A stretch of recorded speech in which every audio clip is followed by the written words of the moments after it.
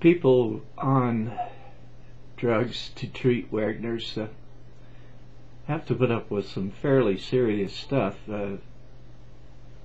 Chlorophosphamide, or Cytoxin is the brand name, is very, very, very difficult for a lot of people to stomach, and we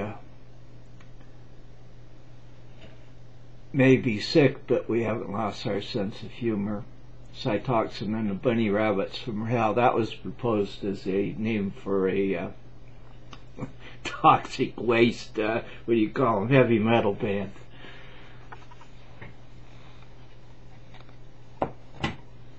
But the other most common drug that's prescribed for people newly diagnosed with Wegener's is Prednisone. And Prednisone is one of those drugs that is used to reduce swelling. It's a form of steroid. Doesn't make your muscles big and that, but it does reduce swelling, and it also causes some very, very disturbing side effects. One of them is you get what they call moon face. Your face puffs out.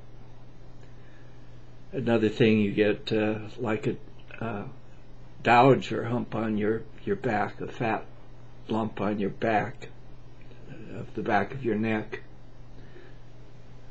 You can become delusional.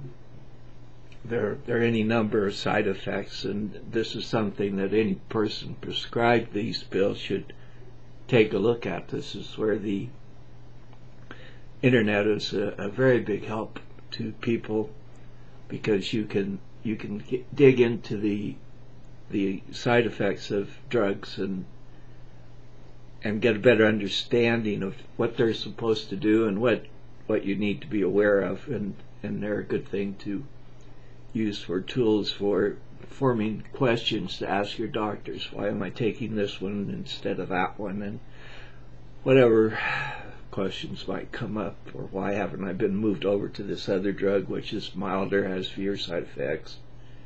An informed patient is a patient who's in charge of his or her life and treatment. Anyway, one of the things that I found particularly disturbing about Prednisone was that I'd wake up at 11 o'clock at night, I'd go out into the kitchen, I'd rearrange all the cupboards, I'd bake a pie or make some bread, clean the house. I'd go on like this. I was a bundle of energy until about an hour before bedtime. Then I go to bed, and it would be a repeat of that thing. I just spend a lot of time doing things.